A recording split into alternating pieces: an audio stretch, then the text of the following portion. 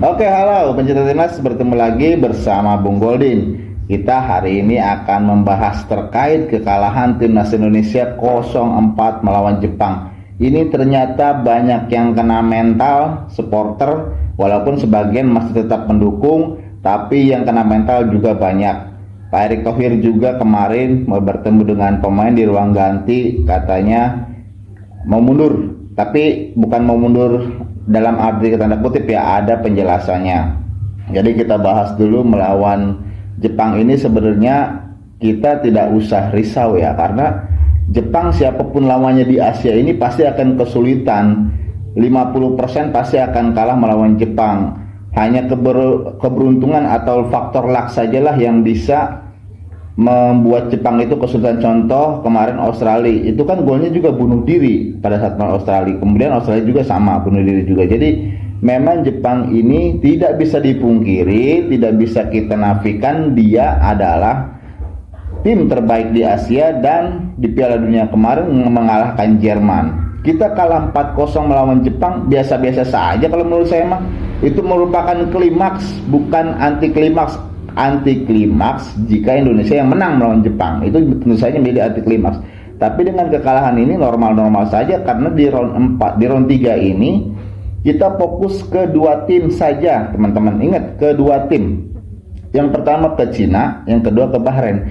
Kalau kita bisa melewati dua tim ini, kita berpeluang ke posisi keempat. Jadi kita singkirkan saja Jepang, kita singkirkan saja Australia, kita singkirkan saja Arab Saudi. Itu kita fokus kedua tim ini. Kemungkinan ya, saya masih optimis Indonesia itu posisi keempat. Nah, posisi satu Jepang udah pasti, posisi kedua Australia kemungkinan, posisi ketiga Arab Saudi, posisi keempat Indonesia. Kalau kita bisa memaksimalkan 3 laga kandang lagi, kemudian 2 laga tandang. Nah, yang 2 laga tandang ini itu melawan Australia dan melawan Jepang, sudahlah, kita tidak usah gubris, kita tidak usah mengejar hasil yang luar biasa. Kita fokus di nanti hari Selasa melawan Arab Saudi, jangan kalah kalau bisa. Kemudian melawan Bahrain dan Cina di kandang, mendapatkan 6 poin. Tapi melawan Arab Saudi usahakan kejar 3 poin. Jadi kita punya 9 poin, berarti kita nanti punya total 13 poin. Itu kita lolos ke round 4. Nah, jadi buat yang kena mental, kalau misalkan kalian sebagai supporter hanya karbitan, hanya bisa mendukung timnas Indonesia di saat menang, tidak mau mendukung di saat kalah, lebih baik tidak usah menjadi supporter. Karena akan menjadi bahan komentar-komentar negatif nantinya. Saya ngeliat di aplikasi hitam ya itu, wah, ganti ST. Kan saya udah bilang, performance timnas Indonesia bersama ST akan bagus itu kapan sih? Nanti pada saat Piala Asia 2027, kalau STE yang masih megang timnas Indonesia. Karena pemain dari luar ini ya, kayak Tom Hay segala macam, itu secara chemistry itu belum dapat banget. Kita hanya bisa melihat mereka bermain bagus dengan tim yang selevel dengan kita. Siapa tim yang selevel dengan kita sekarang? Yaitu Cina, kemudian Bahrain. Itu kita bisa bermain bagus. Tambah faktor satu lagi, lapangan kita kalau main di luar kayak di Bahrain gitu, kemudian kayak di Cina bisa main bagus karena lapangannya juga bagus.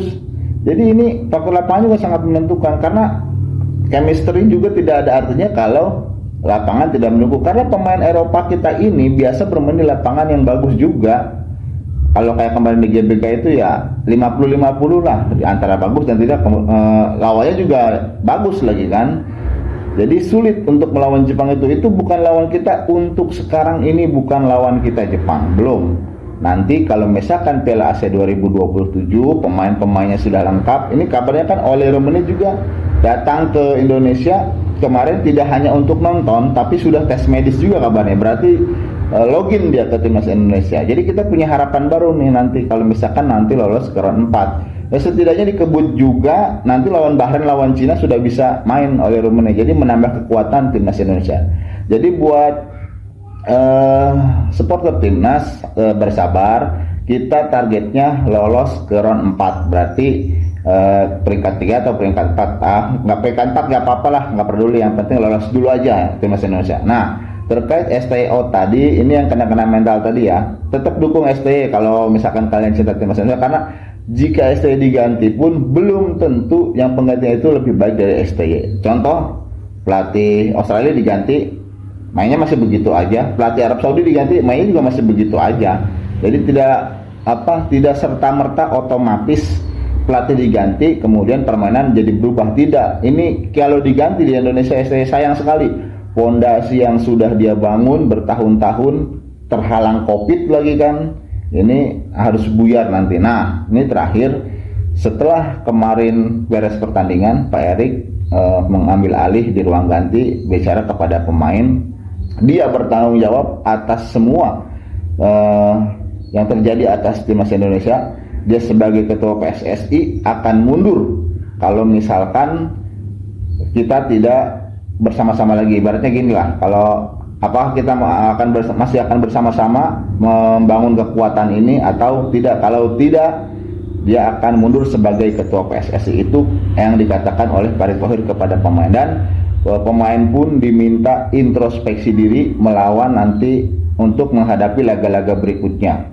Jadi para pemain juga sudah oke, dan di video itu ya pemain terlihat sekali sangat menyesal atas kekalahan melawan Jepang ini, dan saya yakin para pemain nanti akan berusaha lebih keras untuk 3 laga terakhir, yaitu 3 laga melawan Arab Saudi, melawan Cina, dan melawan Bahrain. Jika kita bisa memaksimalkan 3 laga ini, kita otomatis sepertinya bisa lolos ke round 4. Nanti di round 4 baru kita menambah pemain baru lagi, dan kemungkinan pemain-pemain yang akan datang lebih mewah lagi, karena mereka pun tertarik untuk bergabung dengan Indonesia, karena Indonesia memiliki peluang masuk ke Piala Dunia. Ada komentar-komentar negatif dari pandit-pandit yang membenci timnas Indonesia, tidak usah digubris. Mereka hanya bisa ngomong saja tanpa melakukan sesuatu hal apapun, tanpa melakukan sumbangsi apapun. Kita sebagai supporter tetap mendukung timnas Indonesia untuk lebih baik, terutama kita tetap target untuk lolos ke Piala Dunia melalui jalur apapun. Tetap kita dukung, mau round 4, mau round 5, mau round 100. Yang penting timnas Indonesia bisa berprestasi, bisa membanggakan kita sebagai supporter timnas Indonesia yang ada di seluruh Indonesia ini, dan timnas Indonesia bermartabat, dihormati di sepak bola dunia. Itu tujuan utamanya. Lawan Jepang kita di atas kertas itu sangat kalah sekali. Satu pemain Jepang saja seperti Mitoma harga 700 miliar.